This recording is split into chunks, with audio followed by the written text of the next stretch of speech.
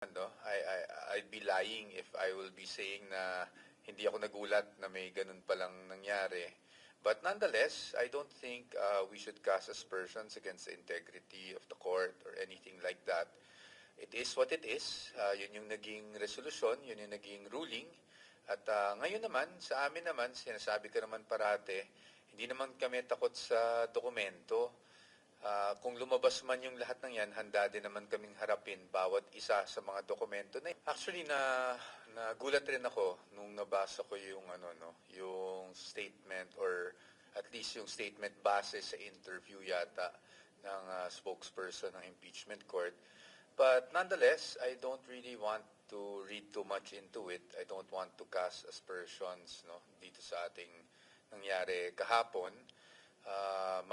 Marami kasing pwedeng dahilan. Maari kasi na napag-aralan na nila yun, but kailangan lang magkaroon ng oral arguments to see if mapapabago natin yung magiging resolusyon.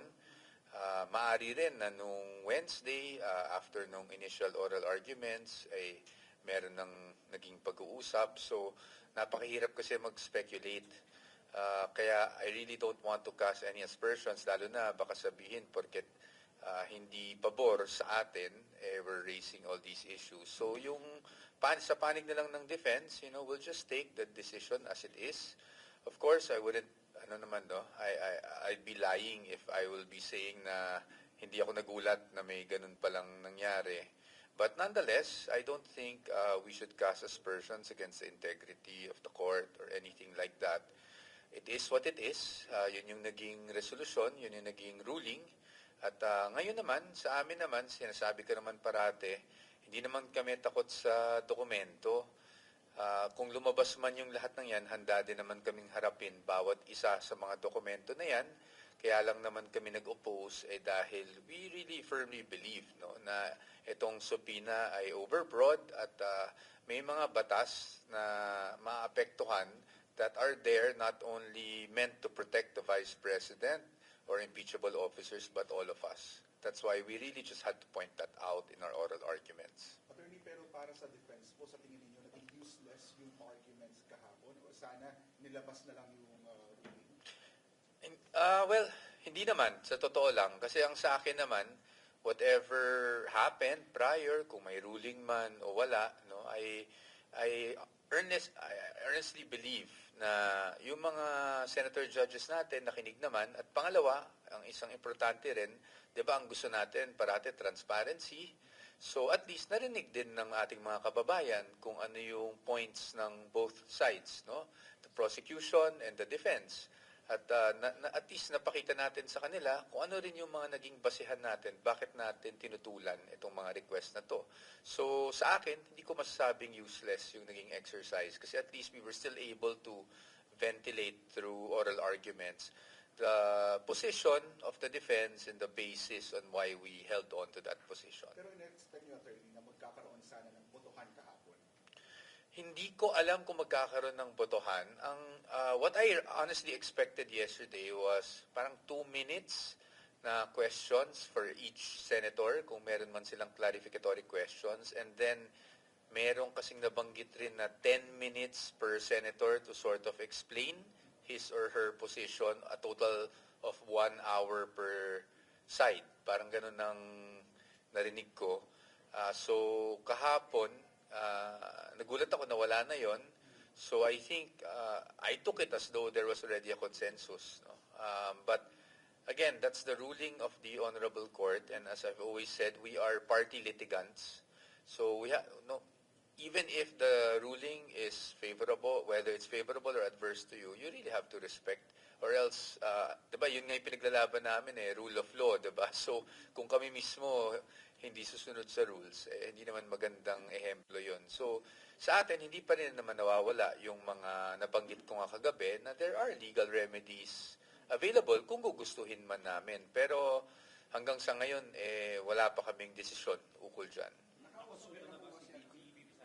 Nakausap ko po kagabi ang ating Vice Presidente. Siyempre, in-update ko siya dun sa nangyaring ruling. Sinabi ko naman sa kanya that we have already requested for the certified true copy that ruling. But whether we will be going up or we will just accept the ruling as it is, ay hindi po namin napag-usapan ng malaliman pa. Dahil syempre, kailangan natin hintayin yung ruling.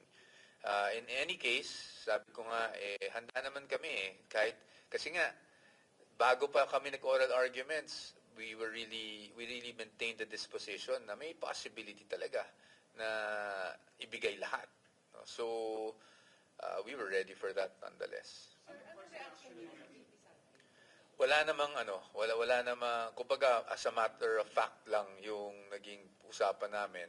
I-report ko lang na ito yung nangyari. She said, okay, well, you know what to do naman. No? Meaning, alam naman yan na handa kami kahit lumabas yung mga dokumento na yan kasi wala naman kaming talagang gustong itago. No? Because yan ang parating sinasabi.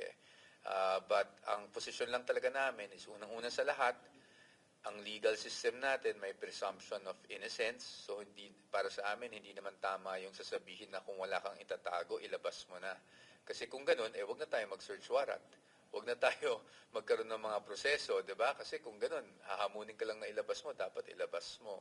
But naintindihan din niya that we had to make our opposition just to at least put on record kung ano yung mga nakikita nating violations kung sakaling may ibigay ito. But nonetheless, you know, again, it's the wisdom of the impeachment court. Wala siyang guidance, sir, na sige, iakyat natin sa Supreme Court. Sa ngayon wala pa because syempre when we advise her, we'll also have to give her the pros and cons in everything. No? So I'm preparing to do that. And then once mailatag ko siguro sa kanya, doon lang siguro siya makakapag-decide kung okay sa kanya. No? At sa amin rin, kahit kami, tinitingnan rin naman namin yung mga repercussion kung saaling gawin namin ito. Itong bagay na to. Attorney, kayo rin po ba yung tatayo na legal defense counsel ni Attorney Mans or kung hindi, may pag-uusap na ba sa kampo niya? Hindi po ako yung may sariling set of lawyers po si Attorney Mans. Yan po yung I don't know if it will be the same set now, but if you notice during yung time na sa House of Representatives, sa Committee on Justice, 'di ba, naghain sila ng reklamo laban sa AMLAC. Iba po yung mga lawyers niya doon. I'm not sure lang kung yun yung same set, but I plan to reach out to them at least no, to check kung sa tingin nila ano rin ba yung gusto nilang gawin dahil syempre po yun po ay makakaapekto rin sa mga karapatan pantao ni Attorney Mans, especially the right to privacy. Attorney, gano'n po kumpiyansa ang defense panel na walang malalambat na malaking ebidensya ang prosecution panel sa pagbubukas po ng mga financial records na ito? Well, sa atin, of course, I'm familiar with the documents. Hindi ko naman ikakailayan. So, I'm fairly confident.